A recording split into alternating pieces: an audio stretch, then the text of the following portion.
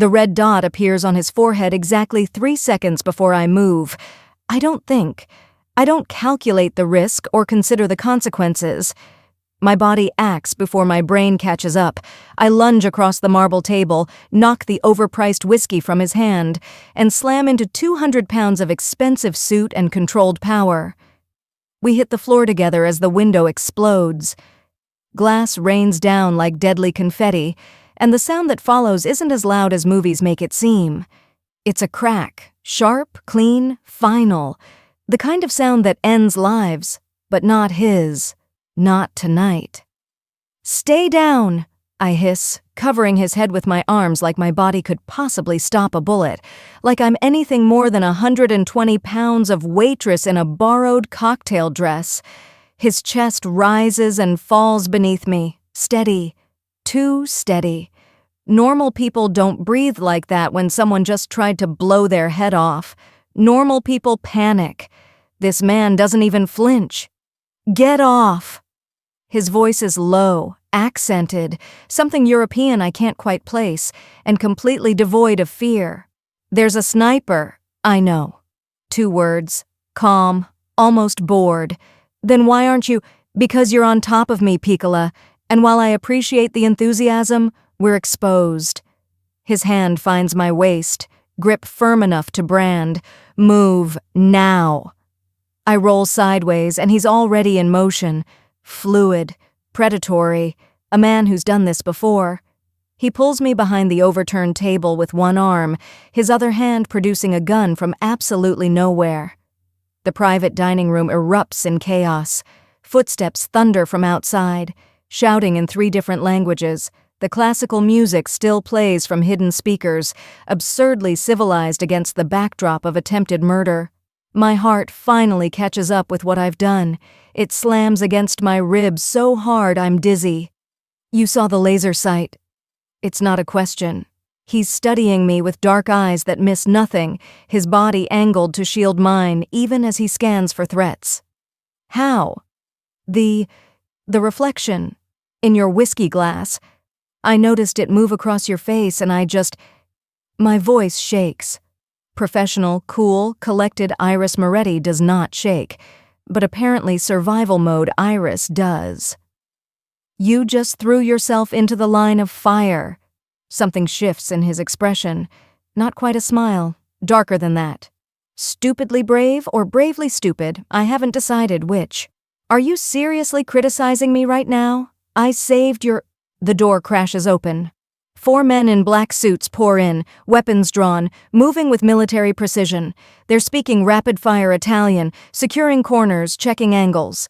One of them, broad-shouldered, scar through his eyebrow, drops to one knee beside us. "Boss, we need to move you, now!" "Boss, oh no!" The man I just tackled doesn't argue. He rises in one smooth motion, hauling me up with him like I weigh nothing. "She comes!" "Sir, protocol says—" "She comes, Luca." The command in his voice could cut steel. "She's a witness, and a liability now." Liability. The word sinks in my stomach like lead. I'm processed through the next 5 minutes in fragments, rushed through a service corridor I didn't know existed, surrounded by armed men who treat me like either precious cargo or a ticking bomb. I can't tell which. The restaurant's back exit. A sleek black SUV with tinted windows that scream mob movie. His hand on the small of my back, guiding me inside. The door closes. The sound of it feels final. We're moving before I can think to protest. The city blurs past the windows. Boston's North End, the Italian neighborhood where I've worked for 6 months and never asked the wrong questions. Until tonight. "Your name." He's in the seat beside me, close enough that I can smell his cologne. Something dark and expensive, cedar and smoke. He's brushing glass from his hair, like this is mildly inconvenient rather than life-threatening. Iris Moretti. My voice sounds distant to my own ears. His eyebrow lifts. Moretti? My grandfather was Italian, came over in the 50s, married an Irish girl and never looked back. I'm basically a walking stereotype. I'm babbling. I only babble when I'm terrified. I'm not involved in anything. I just serve overpriced pasta to people who tip in hundreds. You work at Antonelli's? Yes. Tonight was my first time serving the private rooms. They said a VIP wanted the tasting menu and someone with experience, so my manager volunteered me because apparently I'm the only one who can pronounce ossobuco without sounding like a tourist. I'm still babbling. I don't know who you are. Dante Salvatore. He watches me like a predator watches prey, patient, calculating, already knowing the outcome. And now you do. The name means nothing to me. It should, probably. My ignorance must show on my face because something like amusement flickers in his expression. You really don't know? Should I? Most people in this city do. He leans back, and I track the movement involuntarily, the way his suit jacket pulls across his shoulders, the strong column of his throat, the perfect bone structure that belongs on Renaissance sculptures. I own things, businesses, territory, loyalty. You're Mafia. He says it like someone else would say accountant, matter of fact, unapologetic. Cosa Nostra specifically. My family controls the North End, has for 3 generations. I should be horrified, terrified, demanding to be let out of this car immediately. Instead, I hear myself say, "Your whiskey was a 1963 Macallan, $4,000 a pour. You didn't even finish it." His lips curve. It's not quite a smile, but it's devastating anyway. And you remember that detail while someone was trying to kill me? I remember everything. It comes out defensive. It's how I'm good at my job. I notice things, details, like red dots that shouldn't be there. Yes. His gaze intensifies. You do. The SUV turns, and I recognize the building we're approaching. A converted warehouse in Charlestown. All exposed brick and floor-to-ceiling windows, the kind of place that costs millions and screams new money trying to look old. Where are we? Somewhere safe. The vehicle stops, and immediately the doors are opened by more men in suits. Dante exits smoothly, then extends his hand to me. Come, Piccola. We have things to discuss. I should go home. My roommate will worry, and I have a shift tomorrow. No. One word. Final. You jumped in front of a bullet meant for me. You think the people who fired it didn't see your face? Didn't already run it through every database they have access to? He's still holding his hand out, patient, waiting. You saved my life. Now I'm going to save yours. That means you stay where I can protect you. For how long? As long as necessary. That's not an answer. It's the only one you're getting tonight. His hand doesn't waver. Trust is earned, Iris Moretti, but survival is practical. Choose. I look at his hand, at his face, at the promise and the threat he represents in equal measure. Then I take his hand. His fingers close around mine, warm, strong, possessive, and I feel the shift. Some fundamental change I don't fully understand yet. I just stepped into a world I can't walk back out of. And the terrifying part? I'm not sure I want to. The penthouse looks like it was decorated by someone who appreciates beauty but doesn't trust softness. Everything is clean lines and dark colors, charcoal gray walls, black leather furniture, exposed ductwork painted matte black. Floor-to-ceiling windows overlook the harbor, and the city glitters below like a circuit board. It's stunning and cold and entirely impersonal, except for one detail I notice immediately. Fresh flowers on the kitchen island. White roses, just starting to open. Someone who lives here wants something beautiful to look at. Guest room is through there. Dante shrugs out of his jacket, and I watch the fabric slide off his shoulders, revealing a white dress shirt that fits like sin. There's a tear near his collar from our fall, a few specks of blood, mine or his, I can't tell. Bathroom is stocked. You'll find clothes in the closet. You keep women's clothes in your guest room? My sister stays here sometimes. He's moving through the space with easy familiarity, pouring 2 fingers of whiskey into a crystal tumbler. Not the $4,000 kind this time. Size 6, yes? I'm a size 6. How did you— I notice things too, Iris. He takes a sip, watching me over the rim. Details, like the way you shifted your weight on your left foot all evening, your shoes are too tight, like the callus on your right middle finger from writing orders, like the fact that you counted the exits in every room you entered tonight. My skin prickles. That's observant. That's survival. He sets down the glass. You have good instincts. Better than good. You saw a threat I missed, and I'm trained to see everything. He moves closer, each step deliberate. Why did you do it? Do what? Jump in front of the bullet. He stops 2 feet away, close enough that I have to tilt my head back to maintain eye contact. He's tall, 6'2", maybe 6'3", and solid in a way that suggests he knows exactly how to use his body as a weapon. You didn't know who I was, had no reason to risk your life for mine. So why?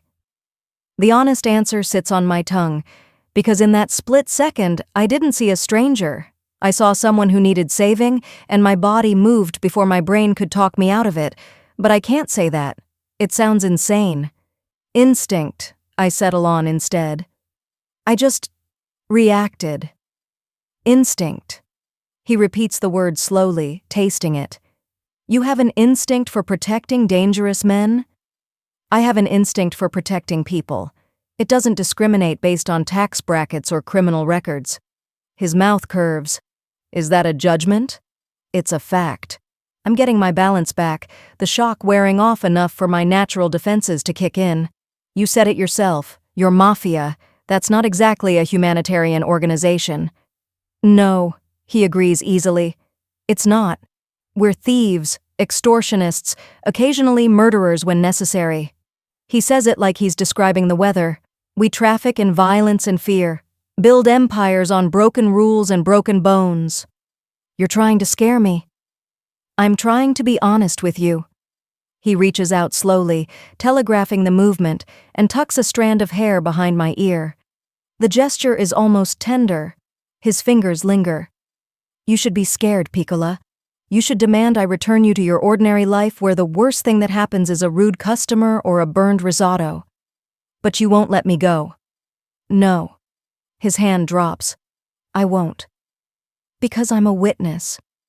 Because you're mine now. The possessiveness in his voice should alarm me. It does alarm me, and something else I'm not ready to name. The moment you threw yourself between me and that bullet, you became my responsibility, mine to protect, mine to keep safe. His dark eyes hold mine. Mine. The word hangs between us like a challenge. I should argue, should throw his arrogance back in his face and demand my freedom. Instead, I hear myself ask, who tried to kill you? That, he says softly, is a very good question. His phone rings at 2 a.m.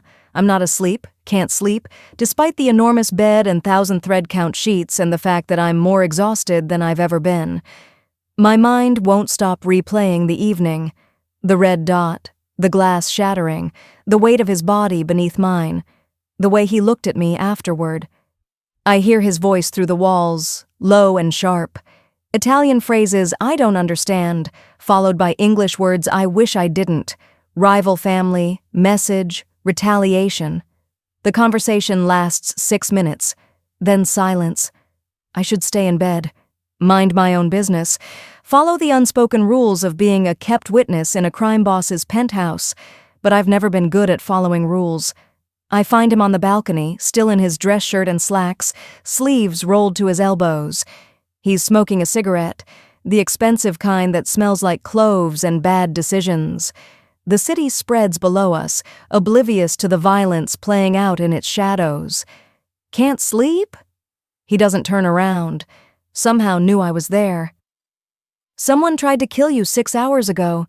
Seems like a reasonable excuse for insomnia. I lean against the doorframe, keeping distance between us. Who was on the phone? My consigliere.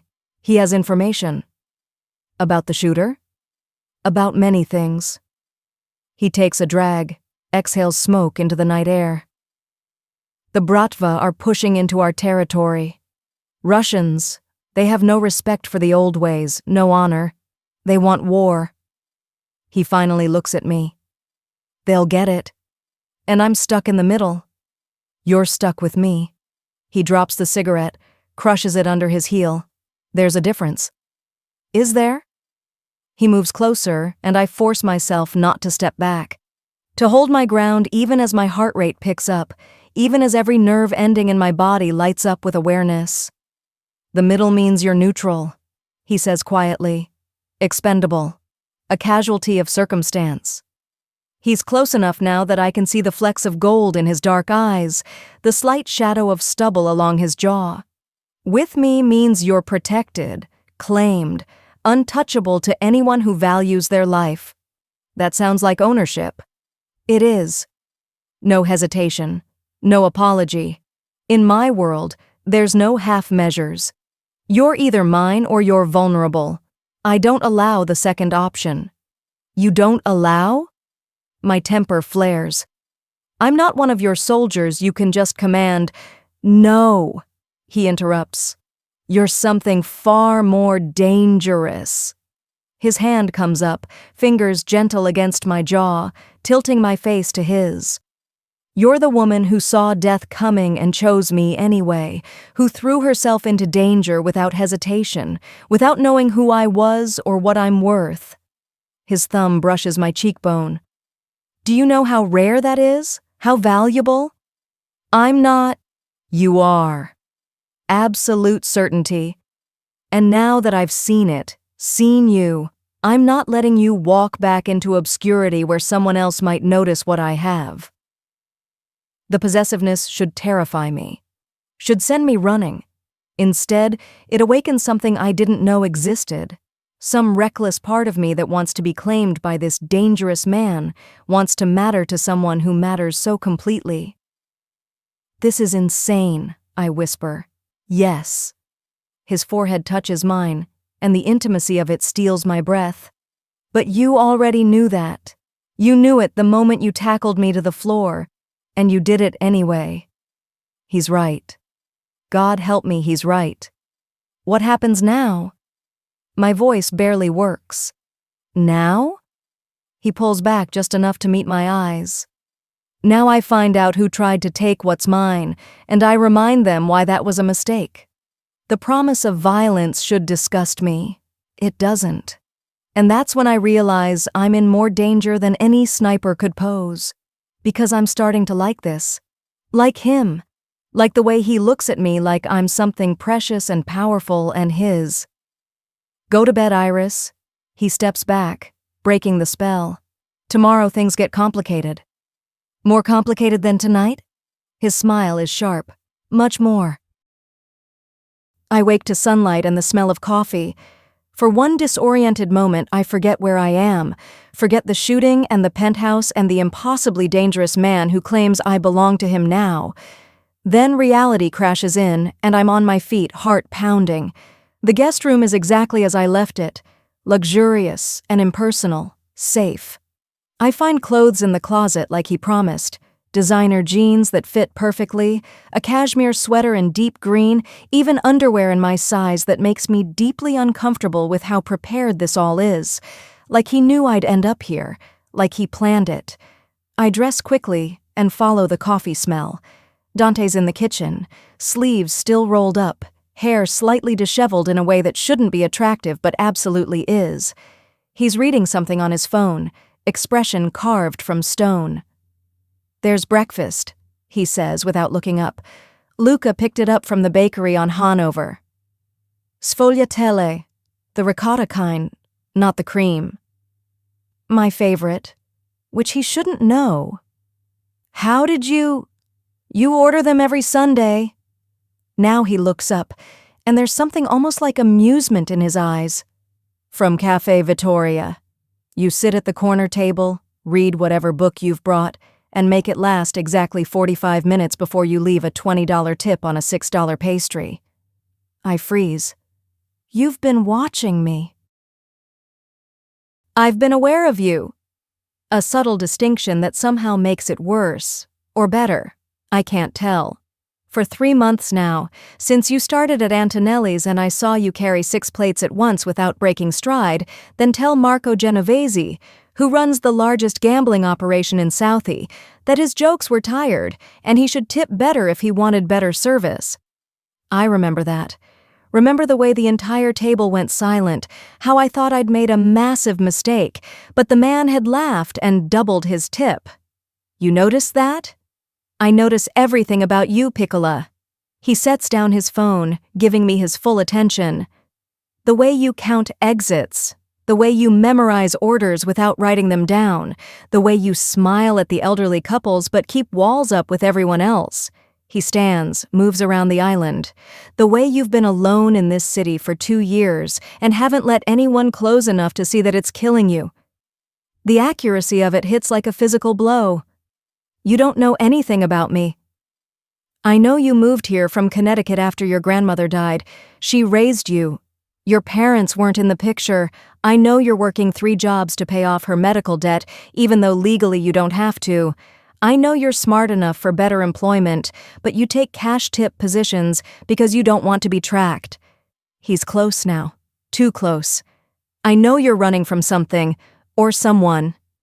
My throat tightens. Stop. Why? Gentle, relentless. Does the truth scare you more than I do? You had me investigated. Of course I did. No shame. The moment you walked into my restaurant, I wanted to know everything. Who you were, where you came from, what secrets you carried in those guarded eyes.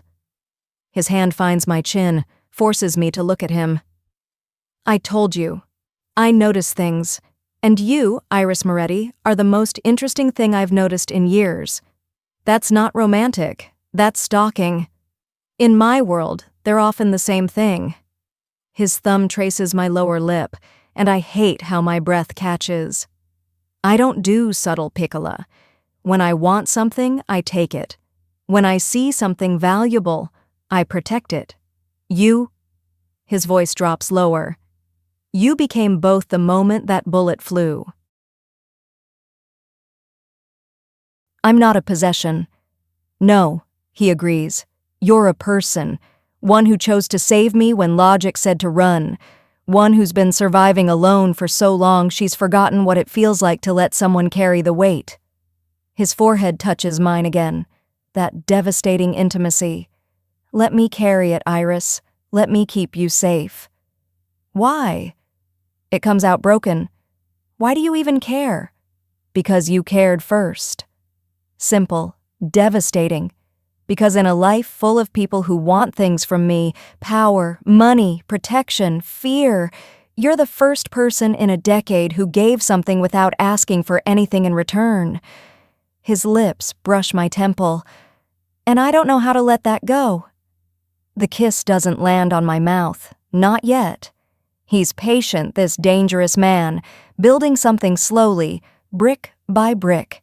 It should be manipulation, should feel calculated. Instead, it feels like truth. The knock on the door comes at noon. Dante's entire demeanor shifts, from almost gentle to lethal in a heartbeat. He's moving before I can blink, pressing me against the wall beside the door, his body shielding mine. Stay here. Command. Absolute. Dante. Stay. Here. He checks the security feed on his phone, then relaxes fractionally. Opens the door to reveal a woman who looks like she walked off a Milan runway. Tall, dark hair, designer everything, and a smile that could cut glass. Fratello, she says, brushing past him. I heard you had an exciting evening. Oh, she spots me. And a guest. How interesting. Iris, this is Alessia, my sister. Dante closes the door, something like resignation in his voice. Alessia, be nice. I'm always nice. She circles me like a predator evaluating prey, designer heels clicking on hardwood. Pretty. Good instincts if the reports are accurate. Terrible taste in men, obviously, but we can't all be perfect. The reports? I look between them. The family knows what happened, Dante says. They needed to be informed. The family? Alessia's smile sharpens. Meaning our father, who is currently deciding whether your little waitress is an asset or a liability. Meaning our cousins, who think any woman in your penthouse should be thoroughly vetted for wires and weapons. Meaning, she turns to me. You've entered a world where everyone you meet will want to know what you're worth and how you can be used. Alessia, Dante's voice carries warning. What? I'm being helpful. She perches on the arm of the couch, all casual elegance. Someone should tell her the truth. You're clearly too busy playing knight in expensive armor. The truth, I say slowly, being what exactly? That Dante doesn't save people. He uses them. That this... She waves between us. Whatever this is, it serves a purpose. Maybe you're bait, maybe you're leverage, maybe you're just entertainment until the threat passes.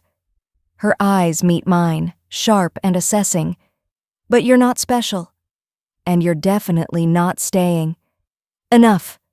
Dante's voice could freeze blood. Get out. I'm trying to help. Now, Alessia. She stands with a theatrical sigh. Fine, but when this ends badly, and it will, because it always does with you, don't say I didn't warn her. She pauses at the door. Nice meeting you, Iris. Hope you survived the introduction to the family. The door closes. Silence falls. She's wrong, Dante says finally. About all of it. Is she? I'm still pressed against the wall, my heart racing for entirely different reasons now. Am I bait? Leverage? No. Then what am I? He turns, and the look in his eyes makes my breath stop. Mine, he says simply. That's all you need to be. But the seed of doubt is planted, and I can see in his face that he knows it. The attack comes on the third day. I'm reading on the balcony, a thriller I can't focus on because my real life has become more intense than fiction, when Dante's phone erupts with calls. He's been in meetings all morning, his study door closed, voices raised in Italian that sounds like arguments. Now he bursts onto the balcony, phone in one hand, gun in the other. Inside. Now. I'm moving before he finishes speaking, the tone activating every prey instinct I have. We're back inside when the first gunshot echoes from somewhere below. Then another. Down! Dante tackles me behind the kitchen island as the penthouse windows explode inward. Bullets punch through glass and drywall, the sound deafening in the enclosed space. His body covers mine completely, heavy and solid and unmovable. I can feel his heartbeat, steady, controlled, even now. They hit the security team, he says into his phone, voice cold. Building perimeter is breached. I need Luca and Marco here in 3 minutes or I'll have their heads on pikes. A pause. I don't care about the traffic. Move. More gunfire. Closer now. They're in the building. Can we get out? My voice shakes. Not without exposing you to crossfire. He's checking his weapon, efficient and practiced. We stay here. Let them come to us. That's insane. That's tactical. He shifts, meeting my eyes. I've held this penthouse against worse. Trust me. I don't...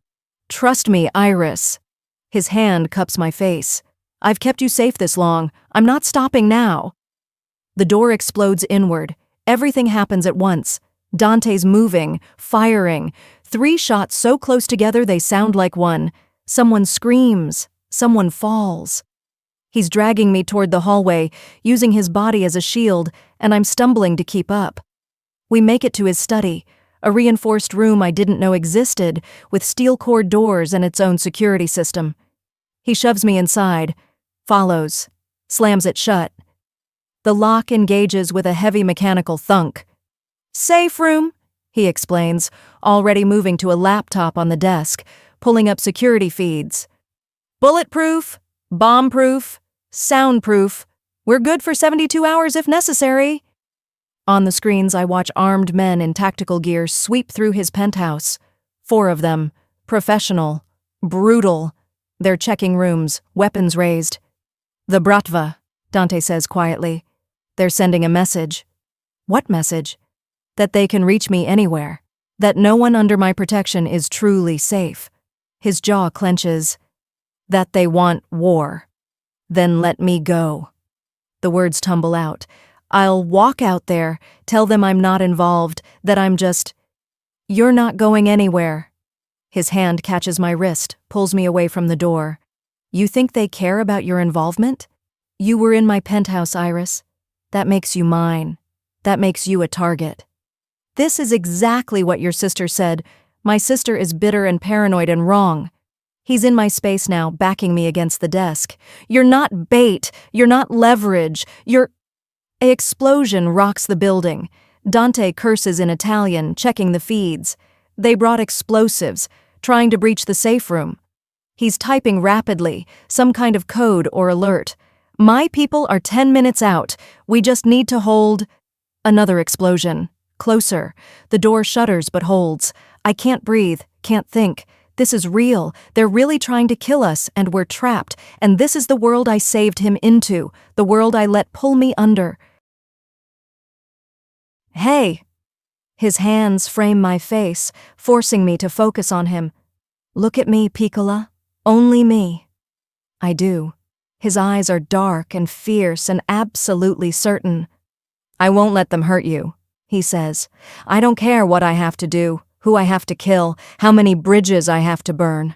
You are under my protection, and that means something. That means everything. His thumb strokes my cheek. Do you understand? You barely know me. I know enough. His forehead touches mine, that gesture I'm starting to crave. I know you're brave and stubborn and too smart for your own good. I know you see the world in details others miss. I know you saved me without hesitation and changed everything. His voice drops to a whisper. I know I haven't felt this alive in years. Not until you. Another explosion. The room shakes. Dante, I'm not losing you. It sounds like a vow, like a threat. Not today, not ever. Then his mouth is on mine. The kiss is nothing like I expected, not gentle, not tentative. It's possession and promise and barely controlled desperation. His hands slide into my hair, angling my head, deepening the kiss until I'm drowning in the taste of him, the feel of him, the absolute certainty that this man will burn the world down before he lets me go. I should push him away, should remember where we are, what's happening outside this room. Instead, I kiss him back with everything I have, with all the fear and adrenaline and inexplicable connection that's been building between us since that first red dot appeared. He makes a sound low in his throat, almost a growl, and lifts me onto the desk, stepping between my thighs, getting closer. The kiss turns incendiary. His hands span my waist, possessive and sure, and I feel claimed in a way I've never experienced. Like I'm his and he's mine and nothing else matters. A final explosion. Then silence. Dante breaks the kiss but doesn't pull away, breathing hard against my mouth. They're through the outer wall. We have maybe 3 minutes.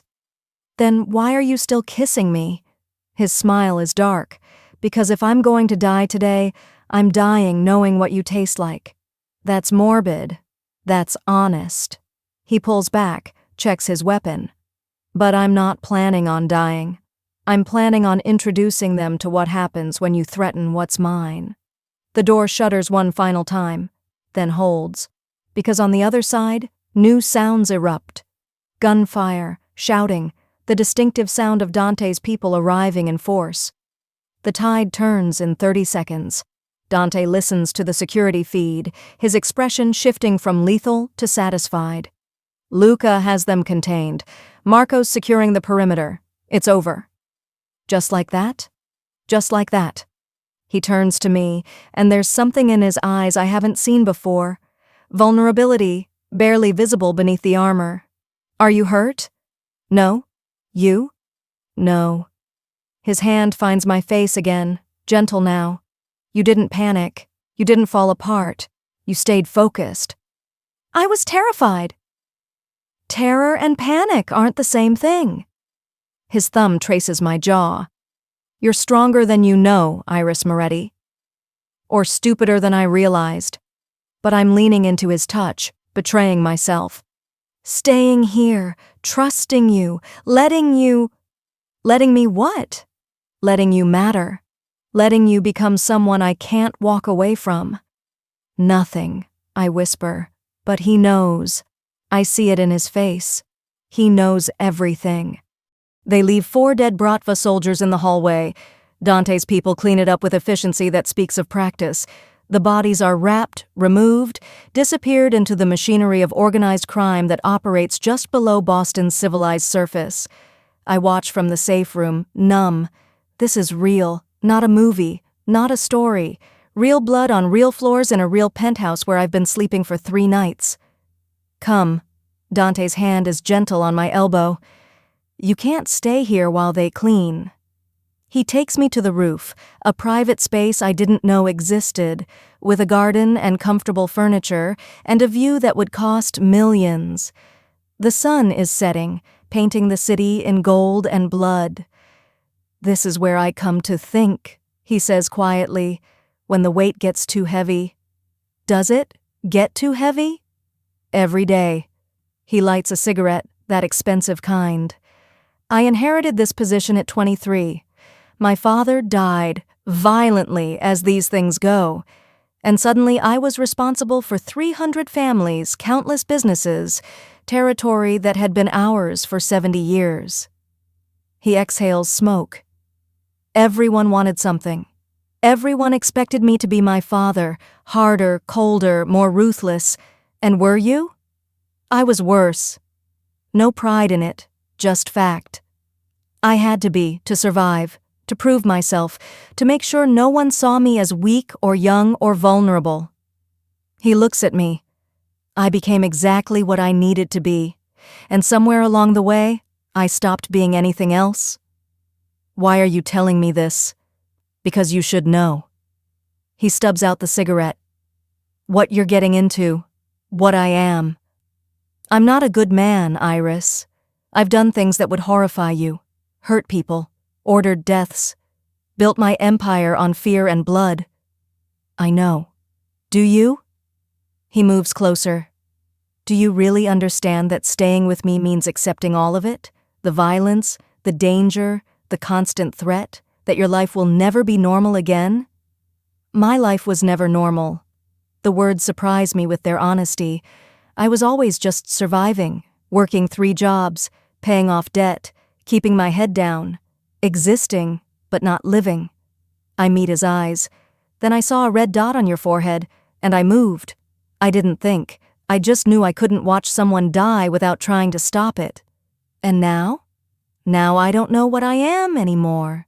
I laugh, hollow. Your guest, your prisoner, your responsibility. You've claimed me so many times I'm starting to believe it. Good. No hesitation. Because it's true. You can't just decide I belong to you. I didn't decide. He's in my space now, close enough that I have to tilt my head back. You did, when you threw yourself in front of that bullet, when you kissed me back in the safe room, when you stayed even knowing what I am. His hand tangles in my hair, possessive. You've already chosen, Piccola. You just haven't admitted it yet. My heart is racing. This is insane. Yes, he agrees. And I should run. Should demand you let me go. But you won't. Absolute certainty. Because you feel it too. This thing between us. This impossible, dangerous, undeniable thing. He's right. God, he's right. What happens now? I whisper. Now? His lips brush my temple. Now I introduce you to my family, properly, as mine. Your family, the ones who think I might be a liability, the ones who need to understand that you're not leaving, that you're under my protection, permanently.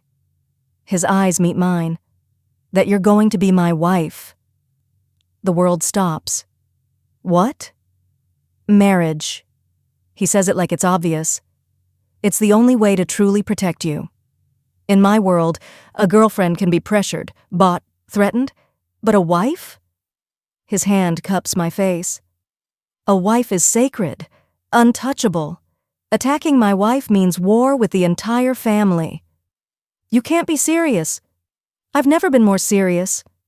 No smile, no humor, just dark intensity. I want you, Iris. Want you in my life, my home, my bed. Want you safe and protected and mine in every way that matters. His thumb traces my lower lip, and I take what I want. That's not a proposal, that's a takeover. Yes. No apology. That's what I do. I see something valuable and I claim it. You knew that. But I don't. We barely know each other. We know enough. His forehead touches mine. We know this thing between us is real. We know you're already in danger because of me. We know neither of us can walk away now. His voice drops to a whisper. We know you've been alone too long, and I've been empty too long, and somehow we fit. Tears burn behind my eyes. This is crazy. Is it? His lips brush the corner of my mouth. Or is it the first sane thing either of us has done in years? I don't answer. Can't answer. Because he's right again.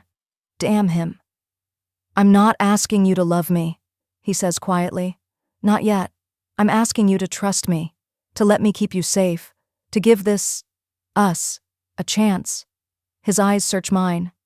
Can you do that? Every logical cell in my body screams no. This is reckless, impulsive, dangerous. But when have I ever been logical? I saved a stranger from a sniper, let him bring me to his penthouse, kissed him during a firefight. One condition, I hear myself say. His eyebrow lifts. You're negotiating? I'm not going to be some decorative mob wife who doesn't know anything. If I'm doing this, if I'm marrying you, I need to know everything. The business, the threats, the truth. I hold his gaze. No secrets. Something flickers in his expression. Respect, maybe, or surprise. Deal, he says. But that door swings both ways, Piccola. I'll know everything about you, too. I don't have anything to hide. Everyone has something to hide. His smile is knowing. I'll find yours. And when you do? I'll keep them. Simple, devastating, like I keep everything else that belongs to me. This man is going to destroy me, consume me, change everything about my life, and I'm going to let him. Okay, I whisper. Okay? I'll marry you. The words feel surreal, impossible. I'll stay. I'll try.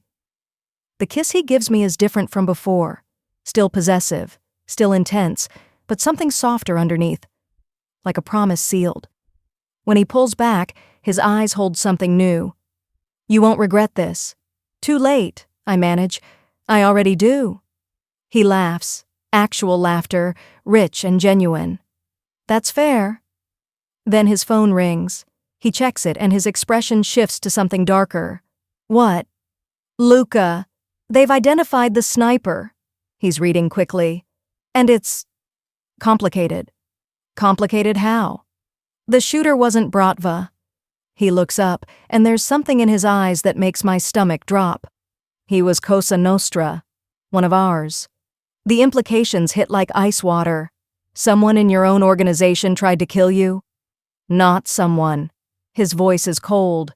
Someone specific. Someone who knew my schedule, my security patterns, where I'd be sitting. He's already moving, typing rapidly. Someone inside. A traitor. A dead traitor. The promise of violence is absolute. But first, we find out who gave the order. And then, his smile is sharp. Then I remind everyone why betraying me is a death sentence. He pulls me close, one arm around my waist, protective and possessive. This is the world you're choosing, Iris. Power and paranoia, loyalty and betrayal, beauty and blood. I know. And you still want it? Want me? I should say no. Should demand he take me home, let me disappear back into my ordinary life. But I've never felt more alive than I do right now. Never felt more seen, more wanted, more necessary. Yes, I say, God help me, yes. His kiss is fierce and claiming and absolute. When he pulls back, his eyes hold dark promise. Mine, he says again. And this time, I say it back. Yours. Epilogue. 3 days later, I find the file. I'm not snooping, not exactly. I'm just looking for a phone charger in Dante's study when I find the folder tucked inside his desk drawer. The tab reads, Moretti, Iris, Background Investigation. My hands shake as I open it. Inside, everything. My grandmother's medical records, my parents' criminal histories, drug charges, abandonment, 7 years in prison, my student loan debt, my Connecticut address, my credit score, and a note dated 6 months ago, before I ever worked at Antonelli's. Target confirmed, plant at restaurant, monitor for recruitment potential. The room tilts. I hear footsteps behind me, Dante's voice. You found it. I turn slowly. He's in the doorway, expression unreadable. You knew, I whisper, before that night, before the shooting, before everything. Yes. No denial, no apology. The sniper was real. The threat was real. Your actions were real. He moves closer and I back away. Everything after that moment was real, Iris. But before? My voice breaks. You planted me there. You've been manipulating me from the beginning. The job, the private dining room, the horror dawns. The sniper was yours. You staged it to make me save you, to make me… No.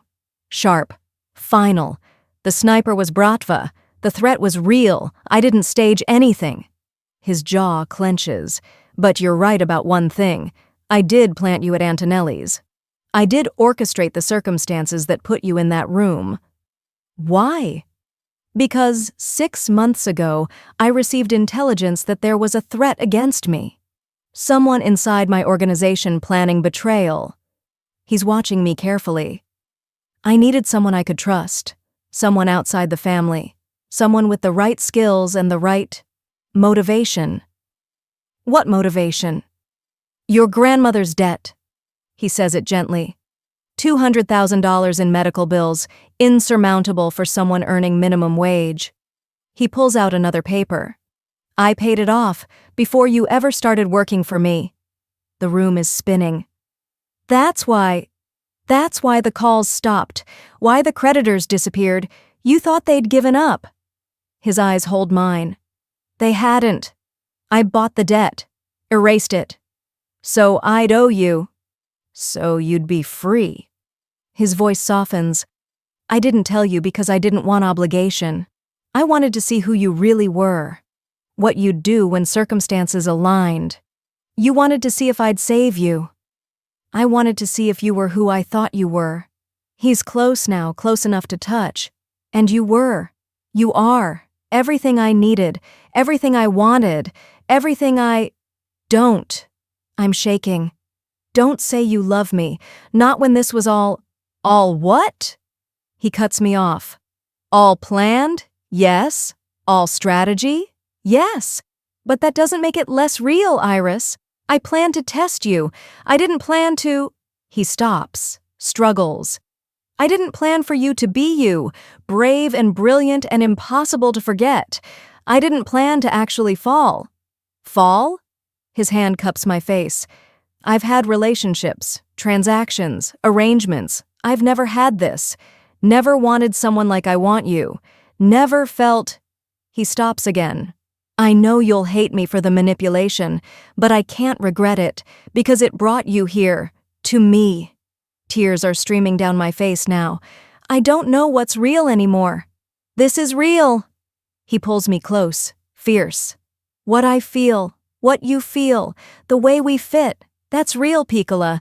Everything else is just circumstances. Circumstances you created. Yes, he admits. But what you choose now, that's all you. No manipulation, no strategy. He pulls back, meets my eyes. Stay or go. Love me or hate me. Your choice. Real. Yours. I should go, should run, should hate him for the lies and manipulation and control, but I'm looking at him, really looking, and I see something I didn't expect. Vulnerability, fear, the possibility that I might walk away.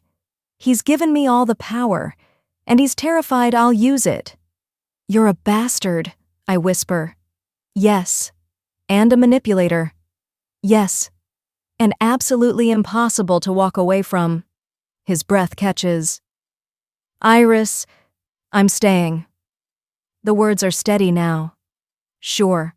Not because you planned it, not because I owe you, but because despite everything, despite the lies and the danger and the insanity, I pull him closer. You were right. I chose you the moment I saw that red dot. I just didn't know it yet. The kiss is different this time. Desperate and relieved and absolutely certain. When we break apart, he's smiling. Actual joy in his expression. Mine, he whispers. Yours, I agree, but I'm keeping that file as insurance. His laugh is genuine. That's fair. And you're telling me everything from now on. No more secrets. Deal. His forehead touches mine. I love you, Iris Moretti. I've loved you since you tackled me to the floor. I'll love you until the day I die. That might be soon, if your enemies have anything to say about it. Then I'll die happy. I pull back, meeting his eyes. Or you could live, with me, and be happy that way. His smile is everything. Much better plan, Piccola. Much better. But really, this is just the beginning. Because in Dante Salvatore's world, nothing ever stays simple for long, and Iris Moretti is about to discover that being the wife of a mafia boss means navigating dangers far more complex than any red dot. The real story, the one about power and family and the woman who refused to be broken by either, is only starting. To be continued.